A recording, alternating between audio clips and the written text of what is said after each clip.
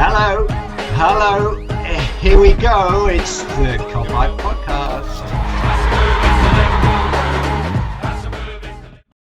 Hello everyone and welcome back to another episode of the Kopite podcast. As usual, I'm Mick Moran and I'm joined as usual by Jay Pearson. How are you doing, Jay lad?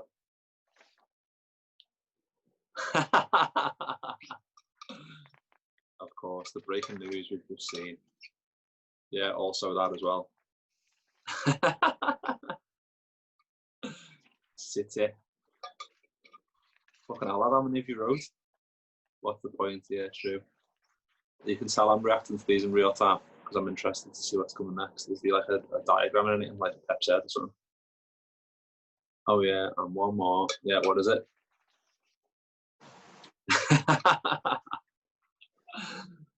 Fucking hell, that sets the tone. Should we send it there, lad? And just fucking, yeah, see you next time. Oh, mate, what a fucking couple of days. Jesus Christ. But do you know what? Don't give a fuck, because we're still fucking champions. Exactly. Doesn't fucking change anything. Yeah, mate, couple of bit iffy days in terms of the world of football, wasn't it? Burnley was a bag of shit, but people need to stop jumping on the bandwagon of, oh, we're fucking crap and blah, blah, blah, blah. Burnley at Anfield is always a tough game. And regardless of what environment it is, they're always a fucking shitstorm when they come to Anfield. And it's always a fucking hard 3 points to get. And you know what? It is what it is at the end of the day. And we didn't win the game and should have had a penalty, as the videos say. But, oh well. Fuck it. Still got that, haven't we? No, it is funny. Like, literally, after the game, I think I texted you straight away saying don't go on Twitter, because I already had and I'd seen, like, this just proves we need a sign, and this just proves. And yeah, we probably do. But in the grand scheme of things, like, I think we had 19 shots in total, I think 10 on target, 9 off target. But so the fact that we only scored one is a bit shit. Fine. We were shit, fine. We couldn't finish, fine. It was just one of them games. It was kind of similar to the Aston Villa game in a way, but we still got over the line. And this one, obviously, Burnley had a much better team as a rear guard and as a defensive unit. I think Crouch spoke about it afterwards, after the game, saying how much Sean Dyche goes into detail with these defensive formations, and we do it really well. But if it wasn't for a heroic performance from Nick Pope, it was unbelievable. The amount of saves, the save from Salah and the save from Mane, but in both corners of the goal, and he somehow plucks them out, is ridiculous. And on another day, he parries them and they go in the back of the net, or we score somehow. Like 9 times out of 10, we win that game. It's just one of those that I don't know if I wouldn't say the pressure was on, because there's no pressure at the moment, but we still want to get over that line, beat Man City's 100-point record, and now there's no room for error now, because we need to win our remaining 3 to be able to do that, to get us on 101 points, I think, so 102, sorry. So yeah, it is what it is, isn't it? Like, we go again, we've got Arsenal on Wednesday, isn't it? So yeah, Wednesday at 8:15. But I mean, like I said with the Burnley game, it's one of them things that I think everyone just sort of was just assuming that the points come as easy as they have done pre the lockdown and pre the postponement of the football. We're a completely different side now in terms of, like, we've had to sit on all the talk for 3 months regarding when Liverpool are going to win the league and what game it's going to be. And there's a lot of pressure on these players. And at the end of the day, they've been absolutely fantastic for 2 or 3 years. And we've said this on numerous podcasts now, how good they've been. And yeah, all right, they weren't at the races. They haven't been at the races properly since we got back from the lockdown and from the postponement. But at the end of the day, they've won the league. It's done. We've wrapped it up. We've still got the trophy lift to come. Obviously, we'll talk about that in a bit. But yeah, mate, people need to stop going on. And last thing I do want to say about the Burnley thing is 2 things. That Andy Robertson header, fuck me, that was incredible. What a goal that was. I've got so much respect for players that can do that with the head. It's fucking amazing. You know, as soon as I see that goal, it reminds me of Hippier against Arsenal in the Champions League, and then it reminds me of Suarez's header when it was outside the box. I can't remember if it was against Cardiff or West Brom. But it's fucking unbelievable from Robbo, that. And you did think that the game was gonna go our way after that, but the absolute fume that people are going on now about the videos that came out after the game, where you've got Robbo swearing and you've got Trent swearing on another one. People are just seeing football for the first time. They do realise that people swear every single game and they get pissed off every single game. And just because they can hear it for the first time, it's like, oh, FA, you're going to do anything about it? Fuck off. Never watched a game of football. You can fucking lip read. It's fucking unbelievable. Yeah. Again. It's nice to see that reaction, and people. Yeah, that's the point. We've kind of been down the years, obviously since Gerrard left. People have said, "Oh, we haven't got enough like fighters in the team." And obviously, since we signed the likes of Alisson and Van Dijk and Robertson and all these new players that we bought in the last 5 years or so, that's added to the fight. Obviously, you don't hear all that screaming and shouting when, like you just said, when the crowd are there, because you can't. But it was nice to see. But it doesn't mean it doesn't happen every other game, because clearly, like Robertson's got a huge mouth on him. He's always fucking saying something. So it was nice to hear that, definitely. Yeah, exactly, mate. Exactly. But like, if we look forward now, before we get to the Arsenal game, we know Hendo didn't play against Burnley, and we know he's going to be out for the rest of the season now. Really, really unfortunate, isn't it, mate? And again, it does show that against Villa, we did sort of miss that little bit of Hendo. But yeah, you know, I don't want to talk about how much we're going to miss Hendo, because everyone knows we're going to miss him. It's just, what are your thoughts on the Al trophy lift, mate? He's still going to do it, isn't he? I think he's going to, isn't he? Surely. Klopp said he has. Klopp said he'll still do it. So yeah, I don't know if Klopp said, I don't know if he'll do the shuttle, but he'll still be lifting the trophy, and it will be. It's just us being spoiled bastard now, I think. But like, oh, we've won the Premier League, but we want him to do the shuffle. It's like, well, as long as he's got that trophy in his arms and he fucking lifts it, and we see that passion, see that expression on his face, which I can't wait for on the 22nd against Chelsea. That's going to be, it's going to be boss, and it doesn't matter if he does the shuffle or not. We can just fucking do double amount of shuffles next year and we win it again. Yeah, exactly, mate. Well, I have my thoughts on it, and it's a case of people saying, I just hope he doesn't do a John Terry and puts his kit on and does it. Right, he's going to have to fucking do that, because he's in a contract with New Balance. So that's going to have to happen. Even if he's got the trackie on and the shirt, it will be happening. So people can forget about that in a minute. But the interesting thing is, I saw a tweet by BBC who said that they're taking all the flags off the Kop, to the point of they might be building a podium on the Kop for the presentation. Obviously, normal trophy presentations happen in the middle of the pitch, don't they? Opposite the main stand of whatever stadium it's being lifted in, or if it's an away game, it's at the Champions fans. But that's going to be quite interesting that it's going to be done like that and be lifted on the Kop, because obviously under normal circumstances that wouldn't be happening. But if that is true, it begs the question what they're going to do, doesn't it? Really, because I don't know, it's weird. Yeah, I think we've seen some pictures. I think it was the German league, and they it is a bit weird, isn't it, when there's no fans there, and it's going to be an anomaly that will hopefully be a one-off, and we can start to see the integration of fans at some point next year, hopefully, so it won't happen again. So I don't know. In a way, it's good, because we're going to be the only ones who win it with no fans in the stadium, and it's like that year when the pandemic came along and killed a load of people, which is horrible, really. Like, the fact that it happened still amazes me that it actually happened. Still feels like it's heartbreaking. And obviously, thoughts go out to all the people that have lost someone, because obviously there was hundreds of thousands of people in the UK alone, so that's a horrible thing to go through. But obviously, football's came back eventually, and obviously no fans are allowed, rightly so.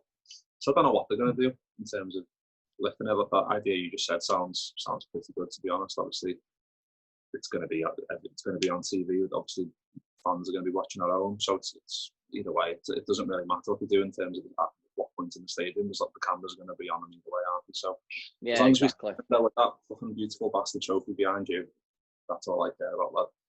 Yeah, definitely, mate. Definitely. I think I was sort of like daydreaming about it in terms of like what this podium thing is going to be like, and if it is the case that it's going to be built on the Kop, I thought, wouldn't it be amazing if they could just like draw out 100 membership numbers or 100 season ticket holders, and just be like, you guys can come in at social distance on the pitch, and be there to celebrate. Which, for me, I know it's very important that everyone stays social distant and all that sort of stuff, and I still think there's loads of dickheads who are cramming pubs and stuff and streets at the minute. I just think it's fucking stupid that they're all opened again. Don't get me wrong, I know people need to run the businesses and stuff and put back into the economy, and heaven forbid people go out of business and lose jobs over it.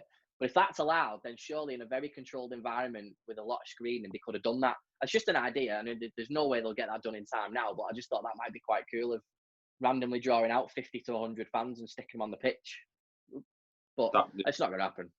Yeah, it's a good idea, isn't it? But obviously, it will be a bit too soon to do that. I think I saw someone put something on Twitter, like a game in like Norway or something, and the fans were like in the stadium, but obviously like a third of the amount, and like every 3 seats were left apart, and then it's obviously certain stadiums like pretty much every stadium in the UK getting into the actual thing is a nightmare the best of times. So even with a third or a quarter of the capacity, obviously like the thought you just said, 100 people would probably, or even 200 people would be fine, because you could kind of stagger that across and have people socially distance in a queue. So that would work, but yeah, I think it might be a bit too soon for them, Yeah, exactly, mate. But like I said, on the 22nd, under the lights, first trophy lift under the lights, we'll be enjoying Hendo lifting this.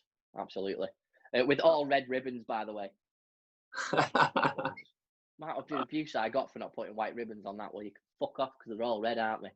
Anyway, so before we do that, we've got to think about Arsenal, right? So Arsenal on Wednesday. Right.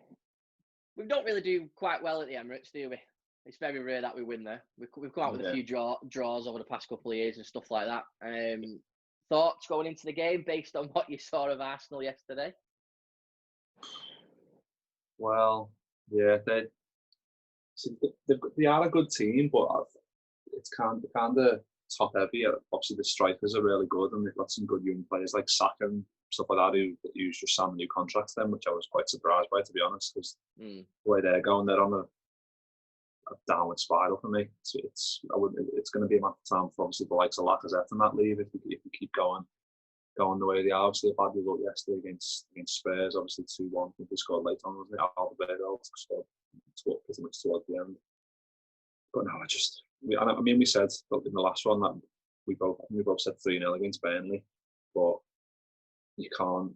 I don't think the likes of David Luiz and Socrates are going to be able to stop Mane and Salah, especially after Klopp gives them a bit of a rocket after that Burnley performance, so to speak. I think we're going to see a reaction, and it wouldn't surprise me if it was similar to the Brighton game in a way. We go 2-0 up pretty quick and then go on from there, because for me, Arsenal, I've always liked them as a team. Obviously the likes of players they've had over the years, like Henry and Bergkamp, I've always admired them from afar and thought they're obviously invincibles, and all the players they have back then, I've always liked them. But with 12 draws.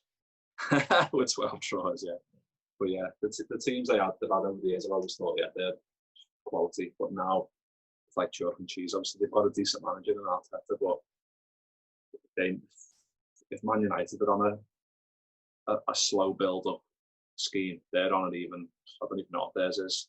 Man United might get back to their heights in the next maybe 5 to 10 years, but Arsenal, it's going to be even longer than that, isn't it? So I can't see nothing more than a Liverpool win, and I'll go for 3-0 again, just to try and get last week's score correct. I'm not predicting this week. I'm fucking sick of predicting and not getting anywhere near it. So I'm not even going to go there this week. So I'm going to leave that to you. You can have that one. But in terms of lineup, then, what are you feeling? Are you feeling very strong considering what's gone on the past couple of games? You think that's it now? He's gone. Yeah, I really want this points total, don't I? At the end of the day, it should have been a lot easier to get this points total than we've made it out to be. But typical Liverpool, we always do things the hard way, apart from winning the league. But obviously, 3 more wins and gets it us, doesn't it? It was 3 wins out of the last 4, so obviously we've dropped some points now, so we need to win the next 3.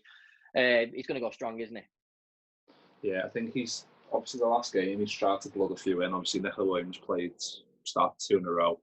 Curtis Jones got his first Premier League start as well, which is boss to see. I thought he'd done quite well, and he's obviously picked that team thinking that they'll get the job done, and they obviously, unfortunately, didn't. So I think that obviously the likes of Trent will come straight back in for Neco.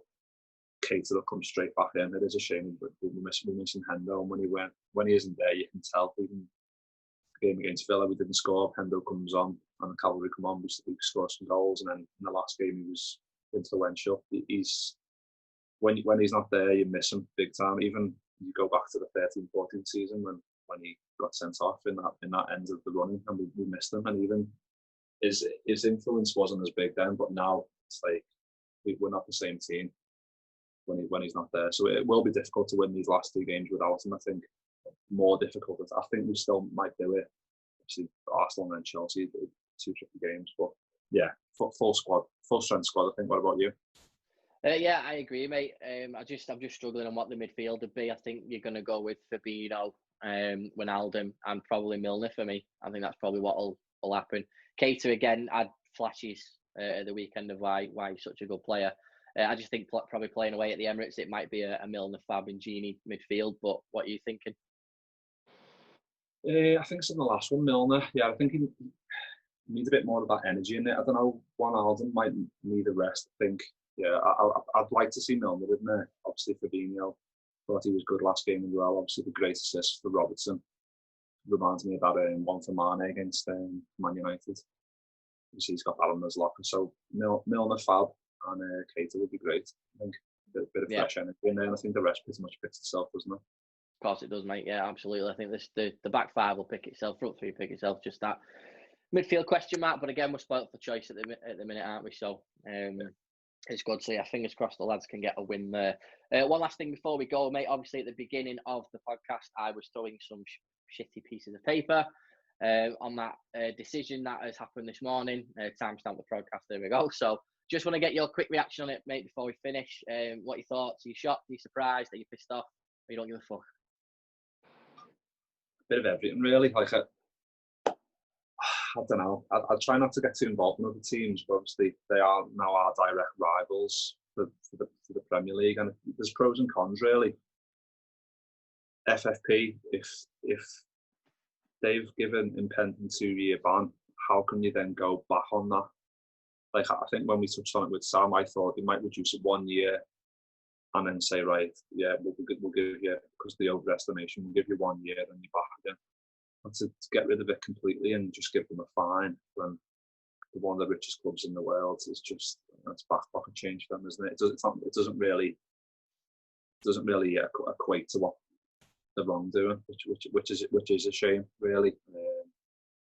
But it's not like it was a surprise. Obviously, there's a lot of tweets flying around saying the GIF pretend to be shocked. It's like, well, we all knew it was bound to be overturned, and it would be interesting to see why. Like, what was the whole point in the whole thing if you're just gonna then go back on it all, and it's a waste of everyone's time. You know what I mean? What do you make of it all?